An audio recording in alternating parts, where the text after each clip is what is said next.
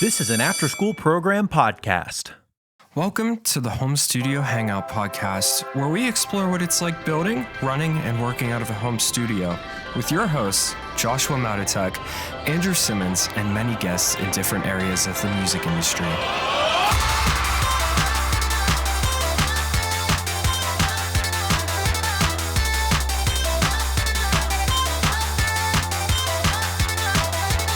Welcome back to the Home Studio Hangout. So today what we're going to be doing is we're going to be interviewing my good friend, Drew. Your good friend, everybody's good friend, me. That makes me feel way less significant in your life.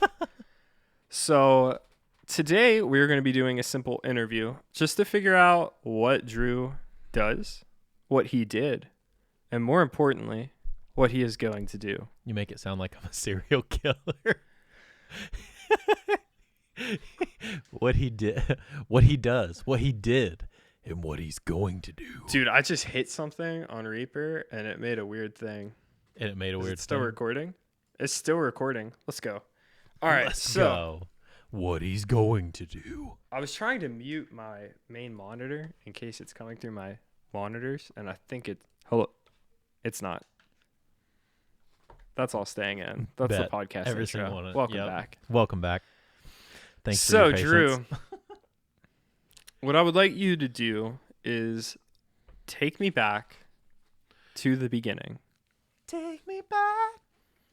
So, for one, I want to learn not only about like your music stuff, obviously, because this is a music podcast, but I want to know like where you were born, what you liked as a kid. Did you play soccer like every other kid that I grew up with? And I was so bad at soccer when I was a toddler. You didn't ask me about whether or not I played soccer, but I did. And so yeah, just take me back to the beginning. So let's see here. Very beginning of little me. So I was born in a small town called Central South Carolina. It is a very, very small town. Someone would call it podunk, potentially. It was, but that's okay. I don't know what that means. Pretty redneck. Oh, Yeah, that's what that means. Yeah. very cool. Yeah, you know. Sounds like Beaver Tucky. Yeah. So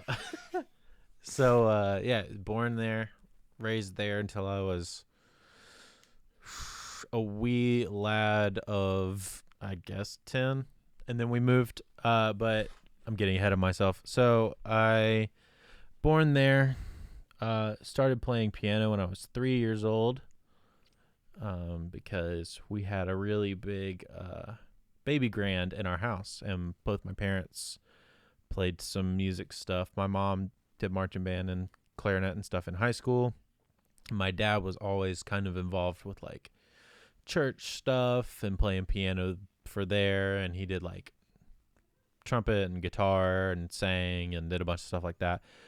Can't read music to save his life, but I played by ear, played a bunch of different instruments. So I feel that. Yeah. Because my dad was the same exact way. Yeah.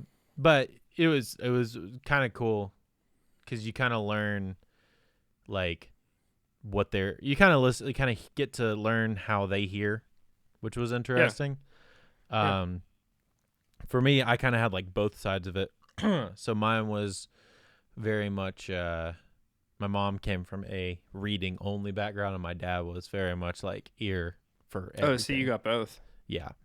Oh, that's cool. So, See, my mom was classically trained, but then my dad like learned everything by ear. Mm-hmm. But by the time I was like old enough to like understand words, my mom was out of the game by like a good 20 years. Yeah. My mom, by the time I was born, she had been out of high school for probably like a year or two, maybe like a year and a half by the time I was born. Wow. So That's yeah, crazy. she was 19, or something like that. So, yeah. So, she had been decently, at least a little bit removed. But by the time I was 3, I was like interested in piano stuff. I'd been like playing around and messing around with like some books and replicating some stuff that I had heard just like by listening to things and just plinking around on the piano. You know what I'm saying? So, so they got me piano lessons when I was 3. Started learning how to play like crazy stuff, learning all my scales, and I think by the time I was like 6, I could play some like watered down versions of some like Beethoven and Bach and stuff. So you're like a true piano player then? Yeah, I was. I'm not so much anymore, but I was. I mean, I feel that. That's like music producer life. Like we were both insanely talented at one point, and now we don't care anymore. I was on a co-write the other day, and sure enough, my boy Enoch, he goes, "Hey, so are you like a guitar player?" And I said, "Yeah, man, like that's my instrument." He goes, "Great, why don't you come up with something?" And I said, "Oh dang." And it's funny because like that's a common theme amongst like most producers is there's a point in your life where like you get Pro Tools and you're like, well, not practicing anymore, just doing this. Yeah, so that's actually really good to hear. It makes me feel less bad about myself. So that was about when I was like 5 or 6, I was doing that. But like that means that you had a strong foundation with like theory then, right? And reading as a kid. Kind of. I was reading music from I think age 4. I was reading music. Dude, most kids don't even learn how to read by then. Yeah, I mean it's only what, 7 letters? Yeah, but it's different though. Like you don't use like music to communicate with your like people.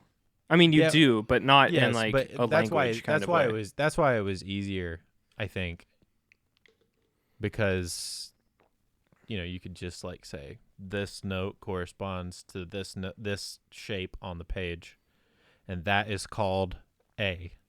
You see what I'm saying?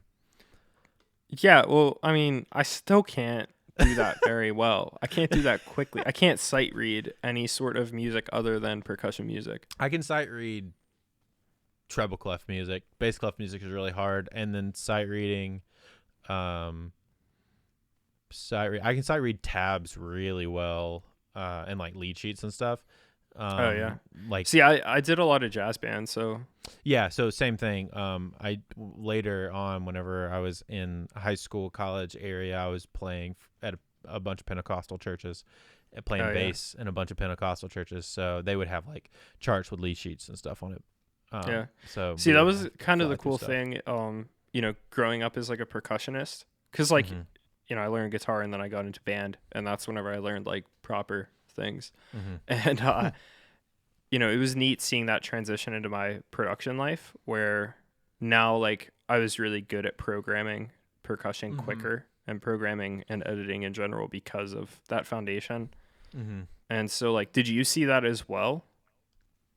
So somewhat. I think it was, so I didn't get into production until way after college.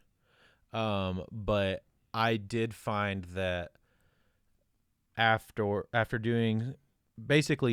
playing music from age 3, I had a really good sense of chords and timing and all that kind of stuff. And then once you get into like college, you start learning how to sight read and ear train, and how to like, you can hear a rhythm and say, notate that rhythm just from like hearing it once.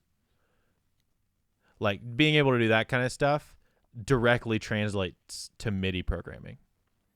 Oh, 100%. Which is crazy. Like you don't really think about it that way, but it's like if I hear da da da, I can like look on a MIDI grid and go, that needs to be here, here. Yeah, because I didn't grow up with like a strong like theory foundation or reading at all. Then once I got into percussion, that's kind of how I looked at percussion music. What's it, MIDI?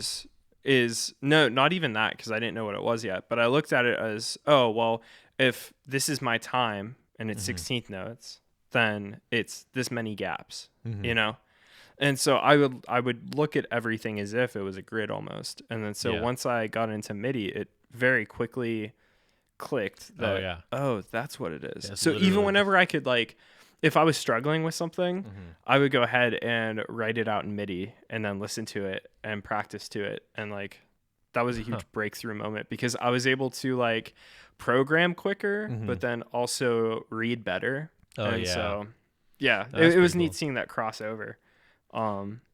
Because, you know, at the time it was like, oh yeah, this is just something I do at school. For sure. Probably never going to play drums in a band. And guess what? So far I've been right about that.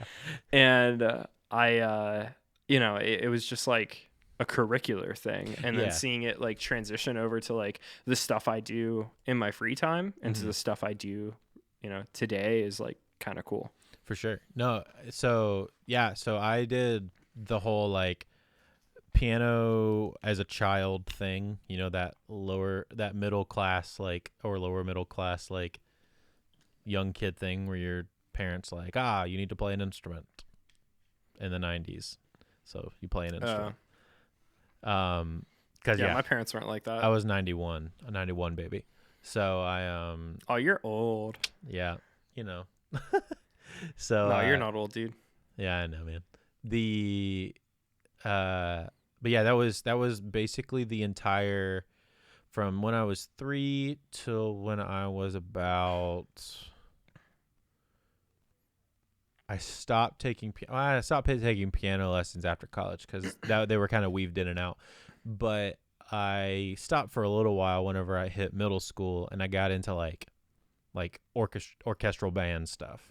I started doing like trumpet, and like playing, you know, there, and learning how to sight read that, and learning how to, you know, learning a new instrument was weird. Learning to have to do something like with your breath and like with your only 3 fingers, but it could be a bunch of different notes, was really weird. And like the pressure changes the octave and things like that. It's like a weird mental thing. Yeah. See, I was always interested by that too. And so my friends would like hand me their trumpet and stuff, and I was able to like play some notes. And everybody told me like, you should probably do that. And I was like, what am I, a loser? And so I never did. And now I'm kind of bummed out that I didn't, because like there are times where I kind of wish that I knew more instruments, because it would be really cool to like put like a live trumpet into so a song, I'm working on a song for somebody coming up, and it's very of Monsters and Men, so I'm gonna put a trumpet on it. Oh yeah, as like the lead line in the bridge. Dude, so Sam, he's actually like insanely good at trumpet, or at least he used to. And I remember it was probably within the last month or two, because it was like quarantine boredom. Like he started like picking it up again and playing around with it. Yeah, and dude, like I think that stuff is just like so cool, because having more ways to make cool sounds is just incredible. Yeah, exactly. And it's super unique to you and all that kind of stuff too. Anyway, so I did all that in middle school, and then into high school I did like the marching band thing. It's kind of like the next step of all of that. But in high school I also started playing in like a jazz band, and that's when I started like learning guitar and bass and all of that kind of stuff. And I kept doing piano lessons as well. At least in my senior year I did. I kind of wish that I kept up on lessons, because by the time I hit junior high, I was done with them all around. I stopped doing them in 6th grade, and I didn't pick them back up until like my junior year in high school, because I was about to go to college and I needed to be able to play. I had to brush off, like, you know, de-rust my piano skills a little bit, because I hadn't played since I was 11 at that point. So it's a long time. Because you were going for music education, correct? Yeah, so I ended up going to Southern Wesleyan University for music education, which was pretty dope. At least like the music part was. And the part of the education program I really liked, that was an accident, because if you think about it, it makes sense. You need to be able to play a bunch of different stuff, right? So we had a bunch of different types of classes. We had wind class, which I didn't have to take because I was a trumpet major. But you also had strings class and woodwinds class and piano class and percussion class, stuff like that. So we had to know how to play every instrument and all of those things, not only to be able to write for it, because that was another class that we had to take was orchestration, but also to be able to, in theory, teach a middle schooler how to I said in theory and my phone thought it said Siri. But yeah, in theory, be able to teach a middle schooler how to play those instruments, or at least get them better enough, get them into high school and then hand them off to somebody who specializes. Yeah. So I learned to play a lot of different stuff. Got to learn how to play cello. That's where I learned a lot about like drum stuff. Like I said, like I just figured out it was all basically just MIDI programming. Even though I really didn't know what that meant at that point. Yeah. And I was friends with the drumline people in high school, so I learned enough. A little bit of left, right, flame stuff and paradiddles and all that kind of practice things. Rudiments. And then, so learned all of that stuff. And then I decided in college, let's see, it was 2011, my end of my second year in college. I graduated high school in 2009. Did my first year, did that touring thing that I did where I like traveled around and played camps and stuff for the school. And then came back and did my second year, and then I stopped liking school because I started feel that. Yeah. Well, I had the taste of like traveling, which was fun, but the other part of it was that second year is when they basically start crossing you over. Your first 2 years are essentially all your music courses. And your second semester, your sophomore year, is when you start dipping your toe into your education courses. Oh. So I was like... that sucks. Because you would think it would be opposite, where you would have to get like all the gen ed stuff done like first. Even like teaching stuff. You did the gen eds while you're doing the music stuff, but then you do like education courses talking about building lesson plans and having to... That's what I meant. Like you would think that would be more of a part of it like first... Yeah, no, the music, but it's almost like they just like get you into it, and you're like, see, you're gonna like it. It's all about the music. Yeah, and then they're like, by the way, here's all this dumb stuff that you also have to do. So yeah, I did that. I had to student teach in a middle school, and I hated it. So I was like, okay.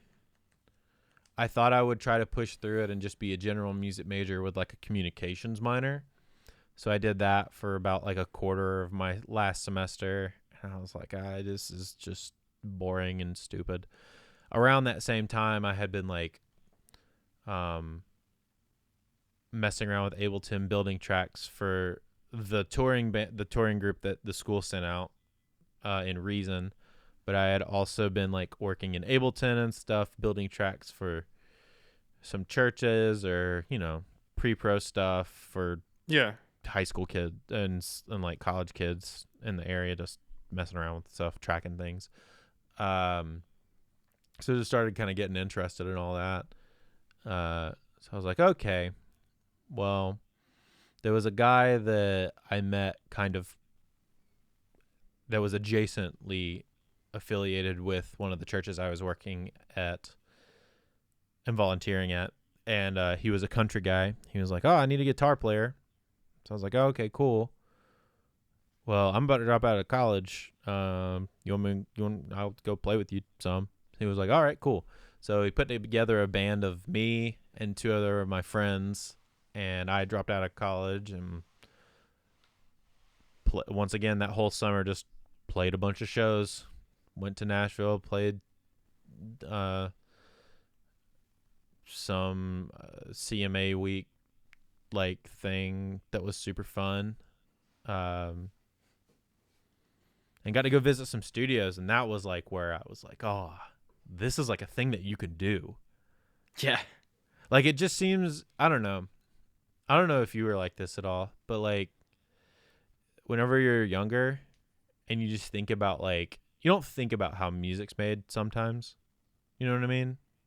Yeah. Like, you just don't think like, I like this music, this is really cool, and like, why do I like this certain type of thing, more than this certain type of thing, or like, if I'm listening to two metal bands that like, this record sounds really good and I love it, and this record, the songs are pretty cool, but it sounds really terrible. Why? Yeah. So Like, you know what's actually funny about that is from as long as I can remember, I was always conscious of that. mm-hmm. Because the first record that I ever bought was, well, not that I bought, I got it for Christmas, was Meteora by Linkin Park. Oh, nice. And so I can't remember if it came with the second disc or if the CD just had like The stuff demos on it. And if you plugged it into your computer, then you'd be able to watch like a short documentary. Yeah. And in there, it went through like some studio stuff. And then that got me on YouTube looking at things. I was always fascinated by recording studios, but what brought me into it wasn't the idea of working in a studio or being in a studio. It was the fact that like there were guys doing it at home. Yeah. Which is really weird because I feel like most people are like, I want to be in that big studio. Well, so, and I was like, I just want to do this in my house. Yeah. So, and like, this is like, we are like two different generations of music people, really. We really are, yeah. Because it's like, I'm just before that a home studio was even a thing. Like, Yeah, home studios in, I mean, they were a thing in 2011, but not really, you know? Yeah. Like, they were a thing for people who already had really big studios. Like, Chris Lord Alge probably had a home studio in 2011, but he was also a professional mix engineer and had another really huge studio that he went and worked at. You know what I'm saying? And like, Yeah. there are other guys that like, it wasn't like 2011 would have been whenever I was going through my prog metal phase, and that's whenever I saw like Misha from Periphery working on stuff in his house. And then he did that Veil Maya record that I loved. He did that Veil Maya? Is what made me get a job at McDonald's to buy my first rig. And I left that out of my interview, and so I'm glad I included that. and he no, you mentioned that you got a job at McDonald's, and he did that first Periphery record. That's what blew my mind. Yes, he did that Periphery record, and he did stuff for Animals Veil. as Leaders. Mm-hmm. And Animals as Leaders. So that was what blew my mind, is that Sumerian was saving so much money with him. I know, right? So they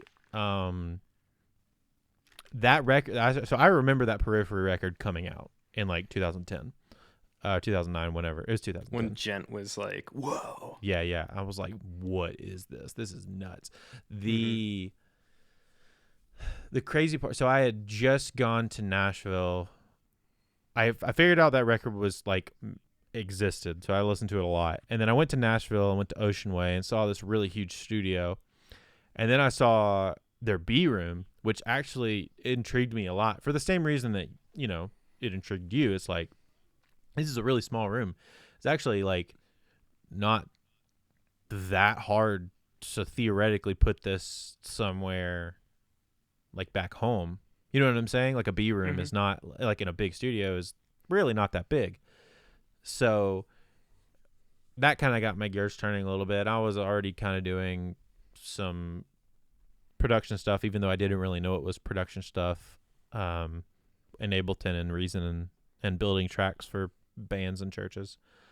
So when I came back, I found out that Misha did that whole record like on it. It was 100% on his own, other than the vocals, and it was all mixed and everything like in his bedroom, which is crazy.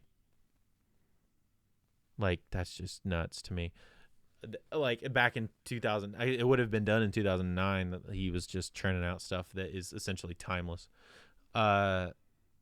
So I come back and I'm all about trying to get this studio stuff happening, right? So there's a couple churches that were offering me some internships because I didn't really have anything to do with my life. Touring season was over for me with this guy that I was playing with. So I went and visited a couple of the churches that were offering me internships and found one in Greenville or near Greenville called Marathon that had a studio in the church. And I was like, yo, that's tight. I obviously have to come here and use this. So I figured out a situation with them where, because I was at this point, I was 20, about to be 21. And I did not really want to live at home. So that sounds familiar. Yeah. So but I didn't have a job at this point.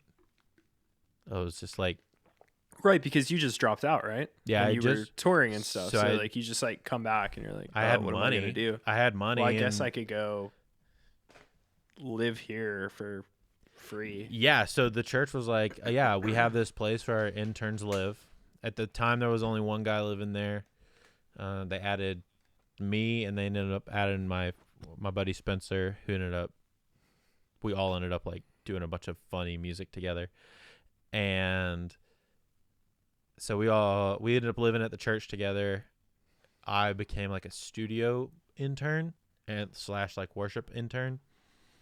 And my job was to hang out at the church, make sure nobody broke in, and play on Sunday mornings. And I got paid like $100 a week or something like that to play on Sunday mornings. So it was a pretty good deal. Pretty solid deal for a 20-year-old. Especially if you like don't have bills and... Yeah, I had 0 bills and didn't really have any. I mean, I wasn't going to go back to school. So I was trying to figure out what I wanted to do. Yeah, that's not bad at all. So I would have done the same thing, man. Yeah, I mean, it was a good situation. So I was basically spent most nights and days messing around on that Pro Tools HD rig. It was an HD 9 rig. So, you want to know something funny? What? I've never used a Pro Tools HD rig. It's cool. Being able to track like a ton of stuff at the same time is really nice. So the thing that was cool about that is the studio space was located right behind the stage at the church. So everything it was double patched. So everything on the stage was also double patched into the studio. So I could so I could patch it into the rig, the Pro Tools rig, but it had a split point that it would run to front of house separately from me. So we had our own gain staging. That's like really cool, actually. Yeah, right? That's tight. Like really cool. Yeah, it's really tight. So, because I feel like most churches, or even the one that like I went to back home, like, we were just there for Christmas before I moved down here. Mm-hmm. And I remember, I'd always scout out front of house, see what they're up to. And, they're running the typical like Waves grid with the UAD live system. Mm-hmm. Sure enough, they had a laptop running, I think it was like Cubase or something, recording the whole thing. Yep. So yeah, it's crazy. So they had a full studio. Was it like big? Like, did it have like a live room, or was it just like a control room? No, it had a live room and a control room. It had a live room too. It wasn't huge. It was probably 9-foot ceilings. So it wasn't massive. It had a vocal booth separated from like the actual live room, but it was big enough to track drums in. So, wow. That's pretty big. Mm-hmm. It was pretty tight. That studio at that church is probably about what I was renting out back home. Mm-hmm. So, and I got to use it for free. I got to put my own stuff together. I I ended up like assisting on a bunch of projects that, just came through because there was a guy that was over the studio at the time. So I was like his assistant or whatever. Did they have what kind of mics did they have there? A U87 AI was like their big mic. So that's what I started learning to track vocals on. Wow. And what speakers did they have? HS8s, which is why I know I hate them. Oh. Wow, that's crazy. So they had like a $2,000 microphone and the $3,500 microphone, yeah, and a pair of like $800 speakers. Anyway, so they had that, but also, and I mean, at least they got sub, what was important with the sub. It had the sub too, so, and it was properly treated. That was one thing. Is the room was treated really, really, really well, like extremely well. The other cool thing was it had a 24 channel like Focusrite control board on it. One of the old ones? Yeah, like one of ISA. Yeah. Mm-hmm. What? No, not the ISA series. It was the digital. Oh, is that what the kids say? ISA? That's just what I say. But okay. It's not those. It's like it's a digital. It's essentially like a giant MIDI controller with preamps built into it. Oh, so I like, didn't know that Focusrite made anything like that. Yeah, it's pretty tight. I know that DigiDesign does that digital mixer. So, and DigiDesign makes versions of it too that I've used, that I use at that studio that I work out of, in Durham. They use that same. They use a DigiDesign version of it essentially. It's called a C24. This one's called a Control 24, I believe, and so it's got all Focusrite preamps. And it was pretty cool. Worked fine. I could hand automate. I could do like, hand automation on it. So that was tight. Like panning and mute automation and write stuff. And so I got to learn how to like do that physically before I delved into doing it like manually, like DAW only style. So, but then also there was 2 SSL 1073 pre's that we had. So those were really fun. And then there were also the matching compressors, but they were the 500 series ones. So. Oh, that's cool. Yeah. So I got to deal with 500 series stuff too, which was pretty fun. Does SSL make a 1073? I'm sorry, not SSL, Neve. Sorry, I'm an idiot. I wasn't sure what you meant because then you said the compressor, and I was like, I don't know any prominent Neve compressors. Sorry, Neve off the top of my head. Neve 1073. So I was like, which one is it? Or did one of them make versions of the other? No, it's the Neve 500 series 1073. And then it's the Neve comp that's also a 500 series. I'm trying to remember. It's not the pre. I want to say it's that's not it. That's a 511.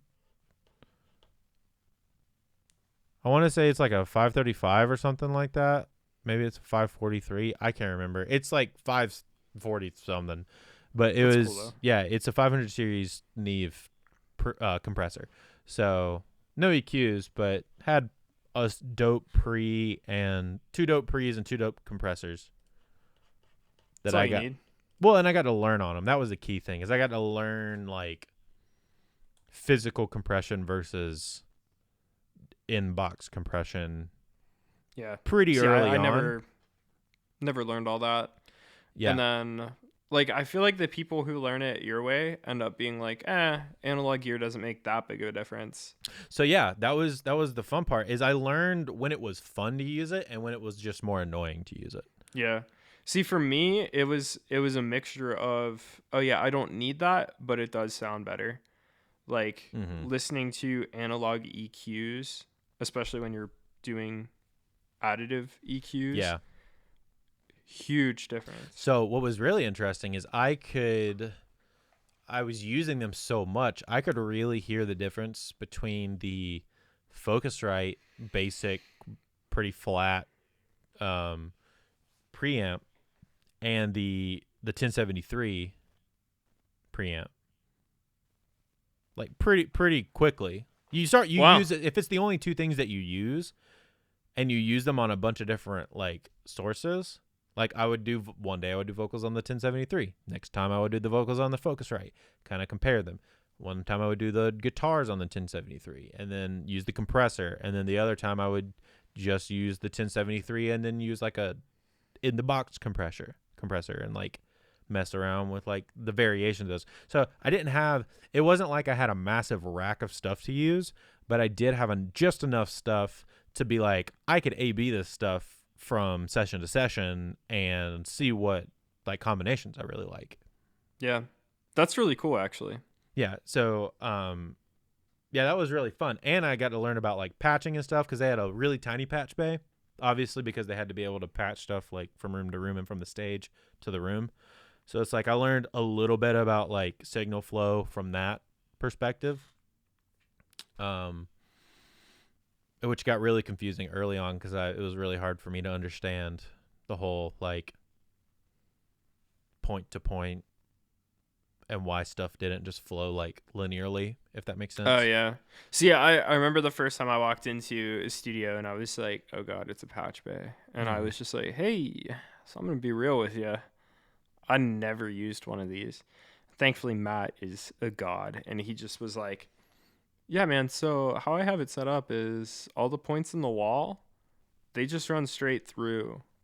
Mm-hmm. So like if you plug into input 1, it would go to the first channel on the Focusrite board 428, yeah. You know? Mm-hmm. And then he was like, and yeah, it's simple. You just go out from the wall into this, out from that and into this.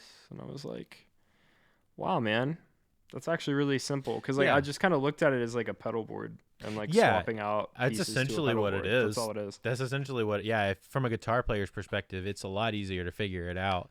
It's actually the fun part is it's a little daunting when you walk into it because I had the second, we can kind of skip ahead a little bit, but whenever I decided to really start taking like recording and stuff seriously, it was probably like I had been recording bands and making a little bit of side money doing it at this point for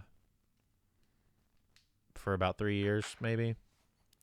And then I met my wife at that church that I was interning at. We got married when I was 25.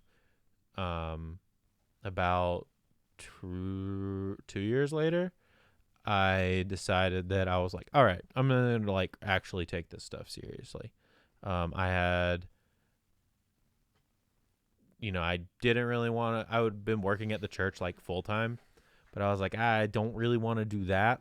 I really just enjoy doing the music and the songwriting, and we had done some records, and I had mixed a record that had gotten the church like a small record deal from like a tiny Christian label. So I was like, oh, well, like I'm actually like pretty decent at this at least, and produced it and like co-produced it myself with a couple of the other guys there and tracked it. And that's when you won your first Grammy, right? Exactly. No.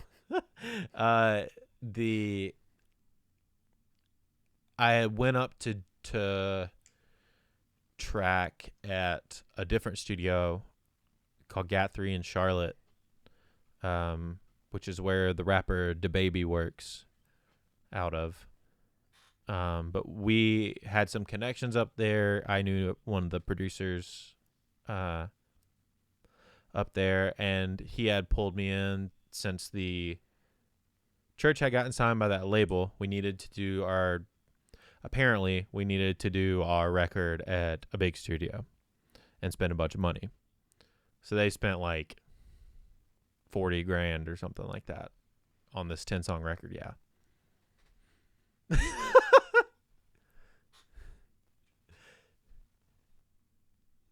Something like that. That's like a really nice problem to have, man. Yeah. Well, you should hit up that church. Be like, hey, do you still have that same budget? They 'Cause didn't. I could help you out. Yo, they didn't have that budget anyway. So that's a whole nother story. But so we did that though, and yeah, we knocked it out of the park. It was fun. We did a bunch of co-writes with a couple people there, and so we got to flex our songwriting muscles. Co-produced it a little bit with the guys there, and then it turned out really cool. The mixes are pretty solid. Like, I'm pretty proud of it, to be honest. But I met the engineers there, and I liked them a lot, and I liked the space, and they offered a recording program. So I was like, all right. Up until now, I think I was 27 at this point. Like I said, I have been kind of doing the thing for about 4 or 5 years at this point, like for real, like making money doing it, like on the side for about 4 or 5 years. But I'd never really taken it seriously. And I decided that I wanted to take it seriously, so I dropped like it was only $5,000 to take this course. It was a 3-month course, which is like, a lot of people are like, $5,000, that's a stinking lot of money. I mean, not really. I spent more on 3 classes with Berkeley Online. Exactly, dude. Like, this was in person, and I got a free license for Pro Tools for a year. So that was pretty fun, and I got some books that I'm actually gonna end up using on this podcast, and a bunch of just other information and fun connections, and I met a bunch of really cool people. But that is where I learned the basics, and that's the thing for me, is that I had basically done the last 4 years producing and recording these bands without knowing anything about anything. I was just guessing the whole time and like trial and erroring my way through stuff. And kind of, looking stuff up online and figuring out what I can. But it was the first time I had ever sat down and been very plainly explained, like, this is a waveform. This is phase. This is signal flow. This is what a compressor does, like on the basic level. Like, this is what it does, how it works. This is what an EQ does. Everything is basically just volume control, essentially. So yeah, stuff like that. Worth every penny. Highly recommend it to anybody. I've sent some people up there to do it since then, because it was a huge thing for me. Getting to mess around with a 72 channel SSL 9000J was fun, and also daunting whenever you walk into this big room with 72 channels of SSL on one side, and then on the other side there's like a rack equally as big full of gear, old vintage gear, and then the patch bay is That's how I felt walking into Clear Track. Bro, the patch bay was the size of me. Like, yeah, I'm like 6'1", and like it was me tall. Dude, that stuff blows my mind. Or like at Clear Track, which is a huge studio down here in Clearwater, they have everything wired up to Total Recall. Oh, that's so crazy. You could literally just hit a button and all of the knobs in the room will turn to where they were. That's nuts. It's like, it's crazy. Yeah. They didn't I have like that. their monitoring systems. I still don't buy into that analog mumbo jumbo. I mean, I do, but I don't. They had recall sheets and everything. So I also learned how to do recall sheets. But yeah, so tracked a band there. It was super fun. Got to mix it myself there. It was super fun. Learned a whole bunch of stuff. Yeah, that sounds like a ton of fun, dude. Yeah. And like, that's really cool though, because like, not only do you get to learn all this cool stuff, like you're working at a place that like real artists come to, and like, yeah, you get to be in that same environment. So, and the guy that owns the studio is won 2 Grammys for mixing. which was really cool. And he, like, the studio's been around for a really long time. He's worked on some records that were really cool for me that I found out about. I think he did like an early John Martin McMillan record that I enjoyed. He did a bunch of the early Elevation Worship stuff, which at the time I was a huge fan of. He had done like some hip hop stuff that was really cool. He had actually worked out with so he worked with Mike Posner. Mike Posner worked out of there for some stuff. Oh, that's neat. I believe it was. Dude, it's crazy like seeing how artists really do just like work on their off days at the nearest good studio. Yeah, dude, it's crazy because he went to Duke and that was still like 3 hours away. It's an hour and a half, maybe like 2 hours away from Charlotte. Yeah. So and that's the other thing. It was in Charlotte in North Carolina, and that's like 2 hours away from me. And the course was every Tuesday, Thursday, and Saturday. So I was driving 2 hours, 4 hours round trip for this course, getting home at 11 o'clock at night, leaving to go there at 4 in the afternoon from here every Tuesday and Thursday. And then Saturdays, it was all day because those were our lab days. So I would leave at 6 o'clock in the morning, and we would start working at 8, and then we wouldn't be finished until 4. And then I would drive back in Charlotte traffic in the middle of the day on a Saturday home for 3 months straight. That's crazy. So, yeah. Another thing, that was another thing. It was a time, man. It was a lot of every single day having to remind myself that, it was worth it and working super hard to try and make the thing happen. Because I had decided that I was going to take it seriously. And to me, dropping a bunch of money and spending a bunch of time driving and pushing was another way that I showed it. Yeah. Well, and like on top of it, like it's different whenever people like do things and they spend all this time and money on it, and then it turns out that like they're just okay. Well, yeah, so that's the other thing. It was good. It's like you're genuinely good at what you do. Well, it was good that I had figured out before that I was good at it. Right. So, yeah. Dude, I've had friends get like whole degrees and then just completely change. Yeah, that was like, one. Yeah, well, I'm doing this other thing now, and it's like, well, you went for criminal justice or whatever they might have went for. And that like, yeah, but now I sell rocks. Yeah, like that kind of stuff rocks. really sucks. Whenever you think that you want something, but really all you wanted was to want to do that. Yeah, well, and so nothing more. And like that was part of it. I was actually pretty close with everything that I did. It was always music related. Learning a bunch of different things about music and recording in different ways and stuff, but I don't know, man. Figuring out that I wanted to just record, or not even just record, but just like, because at the time I wanted to mix and record and all that stuff, and it wasn't until a year later, it's about 2 years ago, that I took Brian's profitable producer course, Brian Hood from the Six Figure Home Studio, the profitable producer course. And I was pretty early. I think I was like I was the third AAB group, I believe. Something like that. So I was pretty early on but I had been following his stuff. Like you had said, I followed his stuff since the blog. So I was like, oh, yeah, this is really cool. Like, this is, honestly, I know how to do stuff. It's how to make it a business that I need to learn. So I started doing that stuff. That's how it was. And then I started figuring out, oh, okay, well,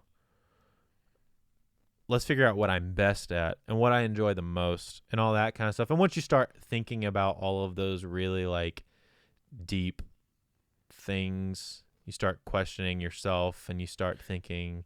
You know what I'm saying? It's like you're like, did you ever trash at all of this. Boot up your birth chart into one of those astrology things? No.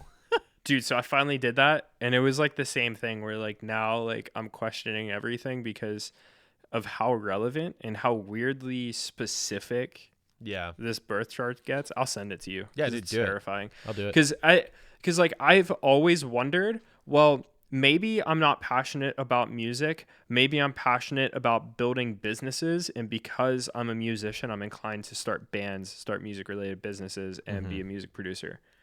And I've always wondered that. And I was going through my like astrology thing, and it just kept bringing up the fact that like, yeah, man, you probably just want to make a business.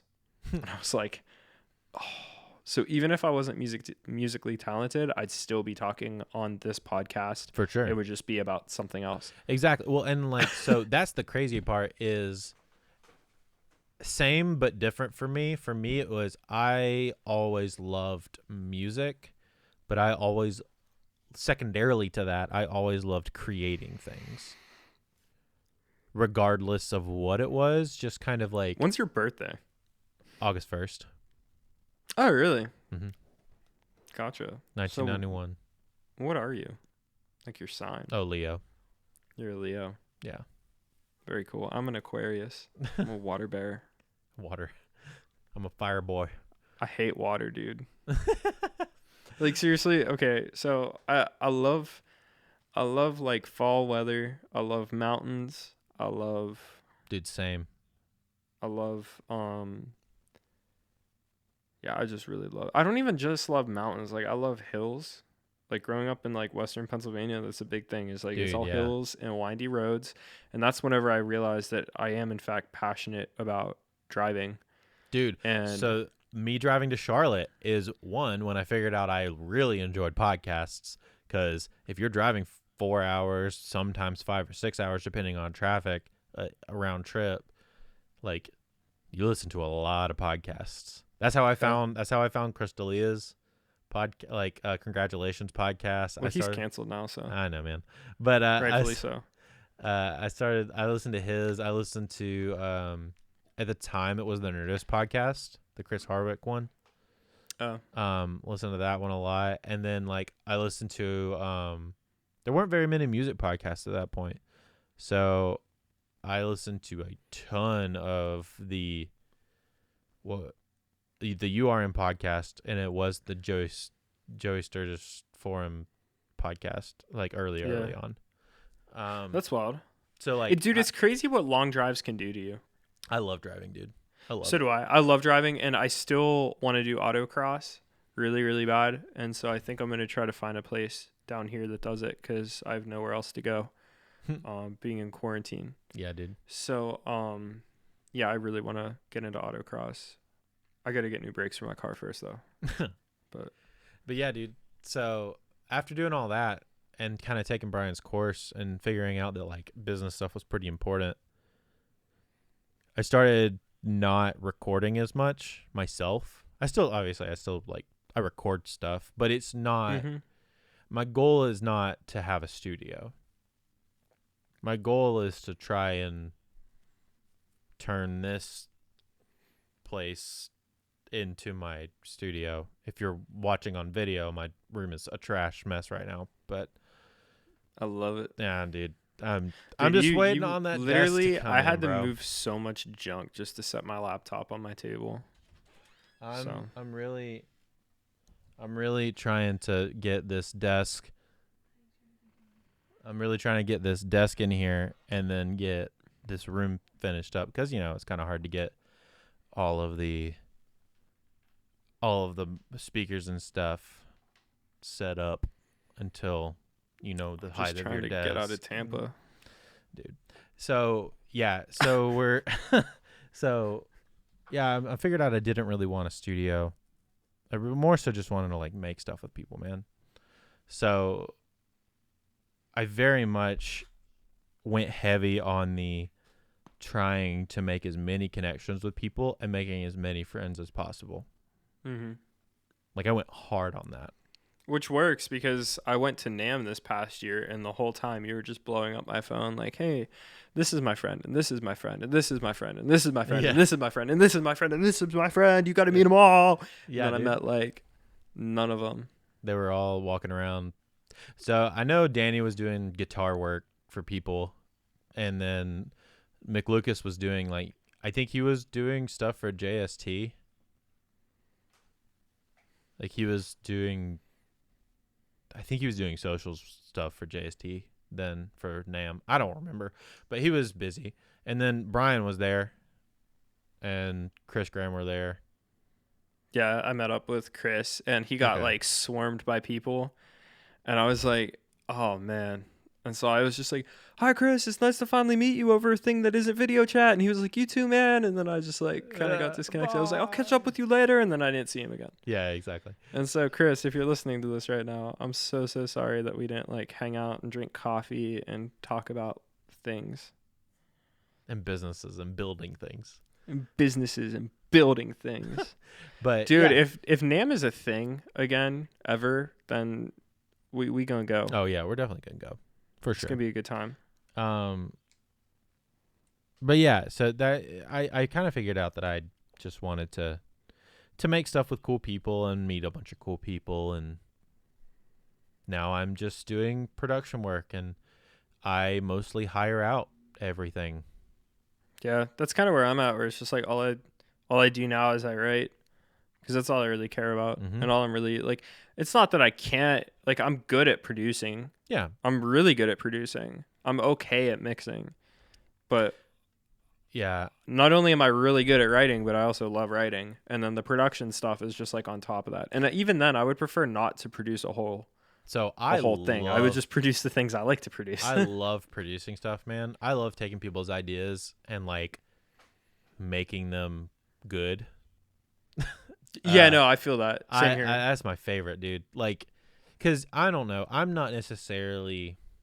I come up with unique stuff. I like to think I do. But I don't necessarily like working from nothing. I actually work better when I have like a constraint. So here's a good for instance. Me and Shama are working on that song. I sent it to you earlier, that bigger song. Yeah. We were stuck on that song, dude. We literally sat on that song for like a week and a half while we were working on other songs, and I had no idea where I wanted to go with it, what I wanted it to sound like, until we picked the guy who was going to sing it. And I said, okay, well, what would he produce this like? Because I know what his music kind of sounds like. Then I said, well, I'm just going to produce this like if he self-produced it or like in his style or whatever. And then it happened like that. I had the production done in like 4 hours. Like the whole like vocal chops, glitch, the whole 9 yards. It was all done. I had the structure done beforehand, but I didn't know what I wanted it to sound like, if that makes sense. Yeah. That's cool. Yeah, I've been there where like sometimes like having limiting factors actually makes you work better. Yeah. That's really cool. So, yeah, I mean, as far as like your timeline, man, is there anything else that you want to include before I ask you the important questions? I don't think so. I'm trying to think. I think you covered just about everything because we did do this same exact podcast. Yeah. A few days ago, but we were both, so it was actually last week, and I think it was the day of or the day after I found out that I had COVID. I think it was the day of, because you were like, I want to do a podcast because I just wanted to do something. Yeah, yeah. So I was like, yeah, like let's just do this podcast because like I'm panicking. And then on top of that, like it was also 11 o'clock at night, kind of like how it is right now. Yeah, but we're way more awake right now. And we were both like half asleep, and I was actually just thinking about how like this time next week, like I could be dead from COVID-19. And so like he kept going on his story and I would just be like, yeah, tell me more. Tell me more. But from memory though, from the parts I did retain, I think that you covered not only everything, but you gave us a little bit more in less time than last time. Yeah. I didn't talk about the VeggieTales stuff at all, but that's not super important. So yeah, man, Your story is really interesting to me because I'm a part of a generation of kids that kind of like pick up on this stuff in high school. So it's really neat seeing how much better you are than me, even though we've only been in this for the same amount of time. If not, wait, how old are you right now? 28. 28? So I started taking, I'll be 29 in August. So I started taking so you'll be it 29 in August. seriously. I'm 23. When So I got like, started whenever I was 15. So I'm 8 years deep into this, and you are also about 8 years deep into this. Yeah, I started taking it seriously about 26, 27. Oh, okay. So, okay, yeah. So it's weird because like we were doing these things at like the same time. Yeah. Even though we're 5 years apart, and so it's actually really cool, like seeing how our ideas like align, but then also like you know how to make a vocal chop sound so much better than me. And so that's like really cool seeing like the parallels, you know? Mm-hmm. Well, it's weird because like you said, you grew up with like the idea of doing studio for you was probably like, yeah, that's a possibility, right? Mm-hmm. For me, that was never a possibility until I walked into a multi-million-dollar studio in Nashville when I was 20 Well, years you old. figure I was on the Six Figure Home Studio blog whenever I was still in high school. Mm-hmm. Like that was something that I showed my mom whenever I was talking about college stuff, right? Yeah. I was like, this man made this much in his house because he posted his tax numbers. Yeah. Oh yeah. And I was like, and he has no major label credits, and it's all like crappy metalcore, like what you tell me I make, and like that's like literally shout out to Brian because you saved me a lot of time and debt and sadness. Oh yeah, dude. Yeah. So like it's crazy thinking that, you know, where it's like I graduated knowing like this is what I got to do, while like you had all of this time to like go to college and do other things. And it sucks though because I feel like I kind of like graduated and I was just so focused on working. It's like, okay, I had to get a good enough job so I could pay for things, so I could invest, so I could do this, I could do that. Yeah, I had some time to waste, which was kind of nice. I mean, I did too in a lot of ways also. Like I wasn't always super, super serious. I might have said I was, but I wasn't. Yeah. I wasn't super serious until the day that I quit my job. So for me, it kind of sucks because I just feel, sometimes you feel like I wish I would have known this earlier, you know, because But then you also wonder like how much farther would you have gotten? Maybe. Because like let's be real, dude. Like most 20-year-old guys are stupid. It's true. You know, like I don't know. I feel like because like I'm still technically in my early 20s, so like I feel like each year, like I'm a different person. Mm-hmm. Whenever I was 18, I was basically brain dead. Yeah. You know what I mean? So even though I knew that this is what I wanted to do, and like I thought I was great whenever I was trash, and I didn't understand these things that I claimed to understand, and like it hasn't been until like this past year that like I really feel like I'm doing things the right way, you know? For sure. So yeah. But yeah, dude. No, it is pretty interesting, and just to be like, it's one of those things where I wish I had known earlier, but also had I known earlier, I probably wouldn't spend near as much time on actual music, the music part of it. Right. Because that's been a lot of time. Plus, you never would have interned at that church. You never would have met your wife. Well, so potentially, but also I wouldn't have gone to college at all, and I would have had zero music theory knowledge or my ear training. So that's another. So then you would be in my shoes right now. Exactly. Where like I'm like, you know, I was to the point where I still regret not trying to get into drum corps because I was that good, but I still can't read music. And I'm taking music theory lessons at age 23. My second year in college, my ear training teacher had perfect pitch. So you get really good really fast whenever she can tell you're off by microtones. Wow. Like how many microtones? She's nuts. She's also amazing. She's an amazing person, sweet lady. Her name's Jane Dill. She's like an amazing pianist. Like that's crazy. And organ player too. Like she's nuts.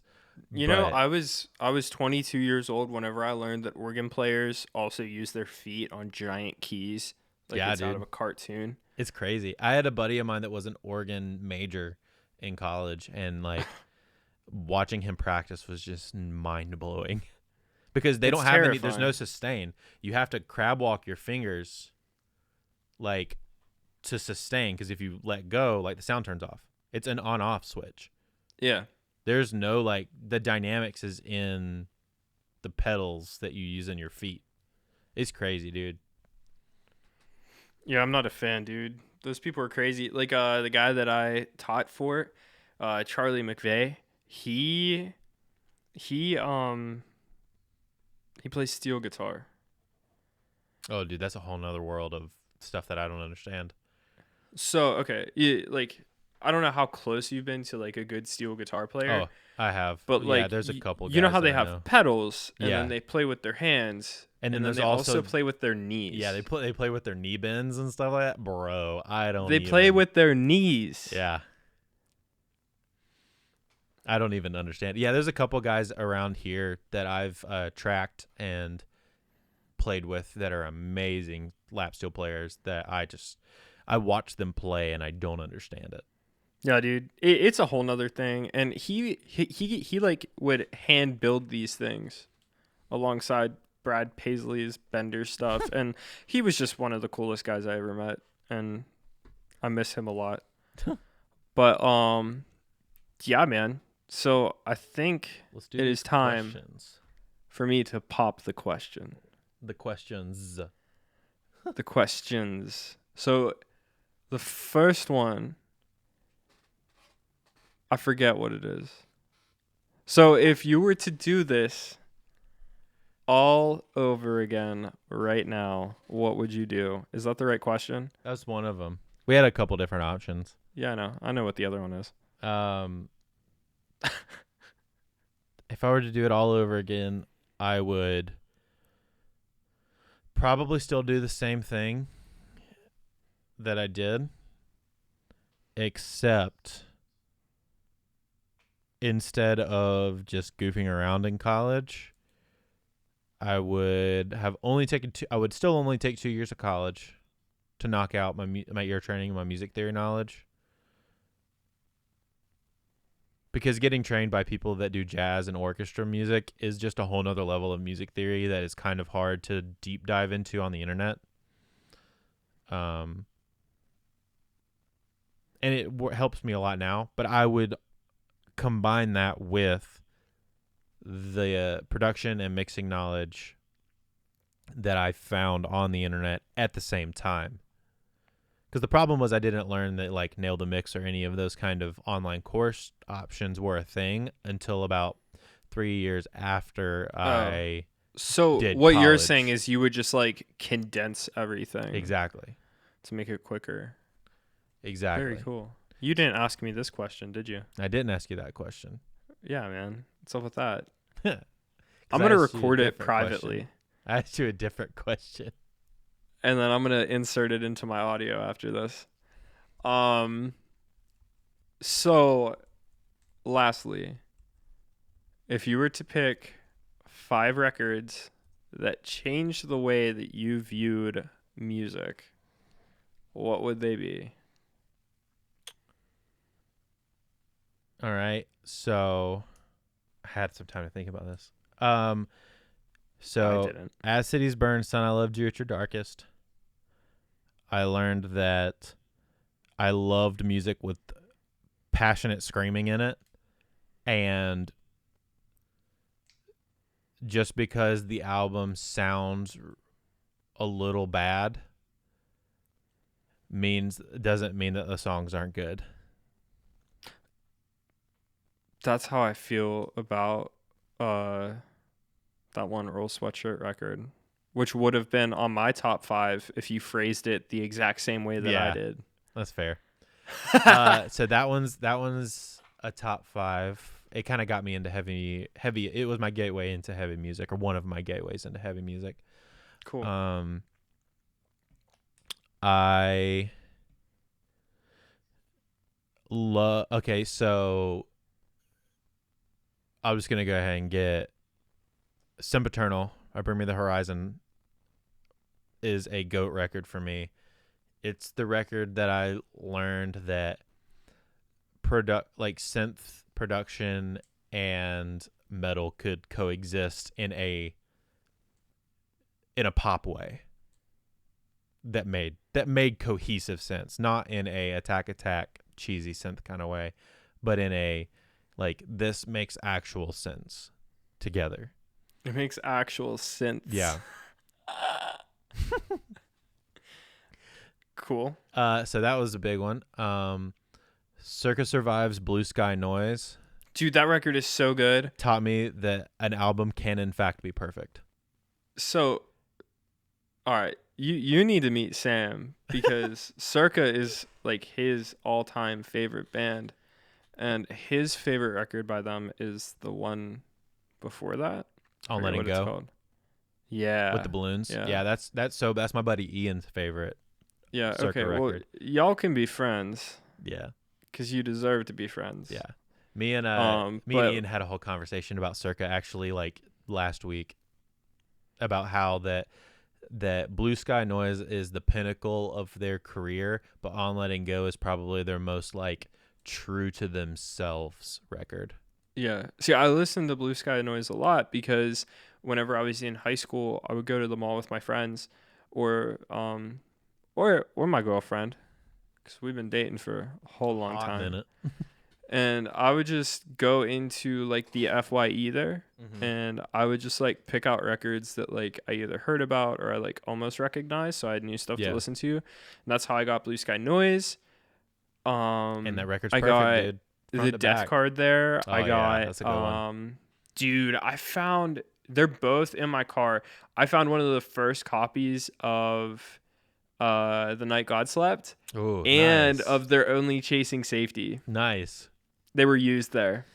They're still in my glove compartment. They're the only 2 CDs I brought down here with me. So, let's see. So yeah, that one taught me that a record can be perfect. Blue Sky Noise. I will always remember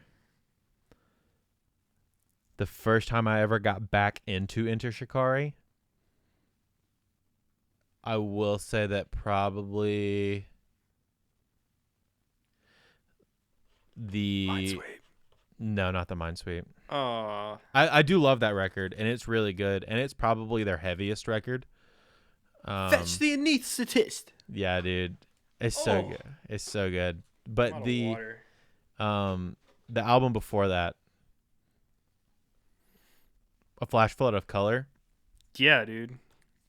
Was amazing to me because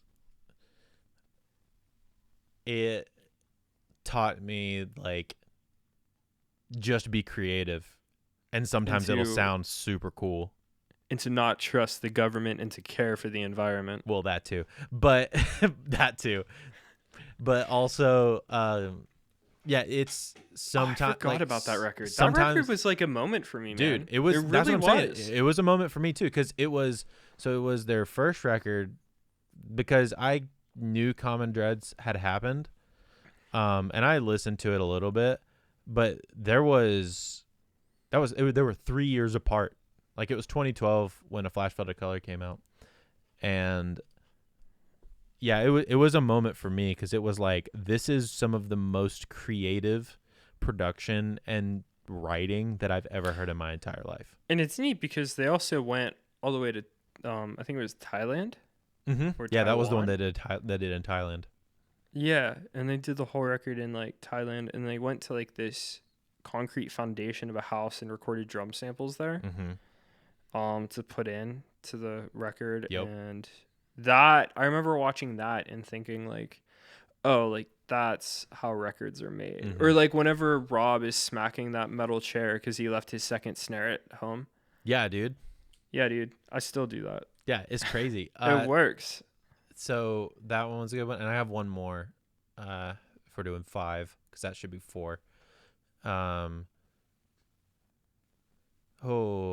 would have to say a more recent one, actually. Black Balloons by Denzel Curry.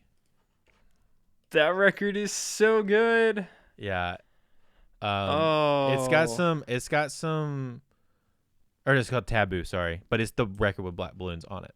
It's called Taboo. But it's got some weird tracks on it that are like, they're not my favorite, but it's also got some of his biggest heaters I've ever heard in my life on it. And that record's real good. And then the one that he put out after that also is really good too. Mm-hmm. Speedboat might be one of the catchiest songs in the world. So that record was one of my favorite records of that last year. Was it last year? Yeah. It was 2019. Yeah, it was so good. So Taboo was the record where I was like, okay, you can do hip hop, but you could also make it really dark, but it also doesn't have to just be sad. Like, it can be angry or also just raw. And dude, it's funny that you said that, because that's how I got into hip hop, was whenever I realized that like hip hop is just punk music. Yeah. That's all it is. Because like I got into like the darker Mac Miller stuff, and then I found out about Earl Sweatshirt and Tyler the Creator, and like dude, even like MF Doom. Oh yeah, heck yeah. Stuff like that, dude. And like I was just like, oh, like this is art. Like this is like, and some of it is very abstract. Like very, very abstract. For sure.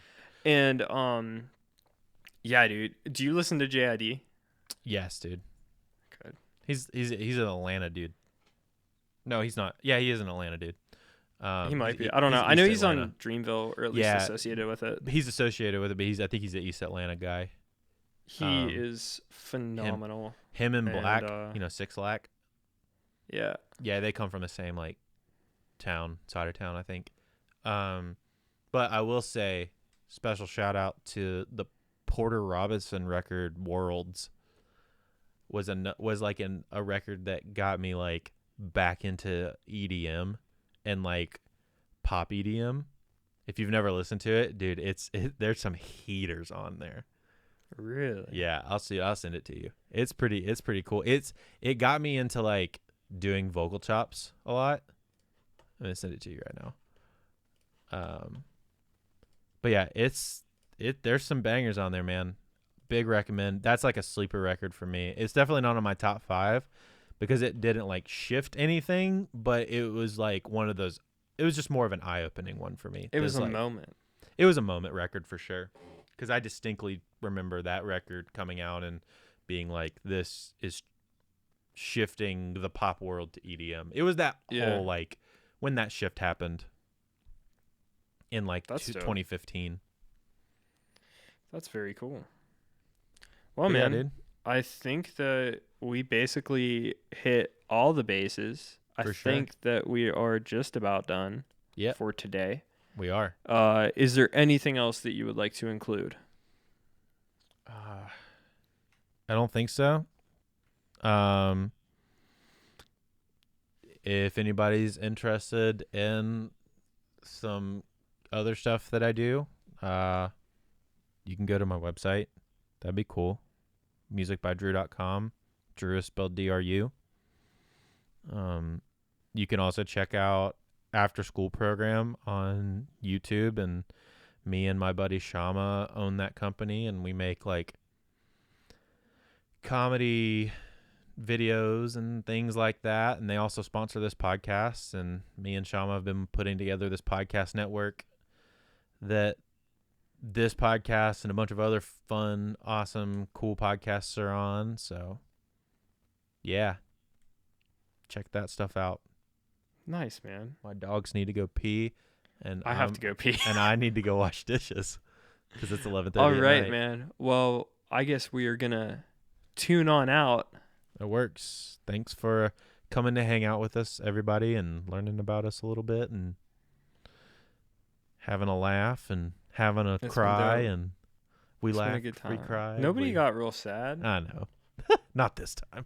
Not yet. Just wait until I like do a live songwriting sesh. Let's do it. It's gonna be so sad. All right. Sounds good, man. Bye. Goodbye, everybody. Bye. And that's it for this episode of the Home Studio Hangout podcast. Thank you so much for listening. Please check us out on your favorite podcasting platform. Leave a review. It helps the show so much. Kind of get out there for new people to find. If you want to watch this, if you aren't already, check us out on YouTube by searching Home Studio Hangout. And thank you so much again for giving us your time and your attention. And remember, keep on creating.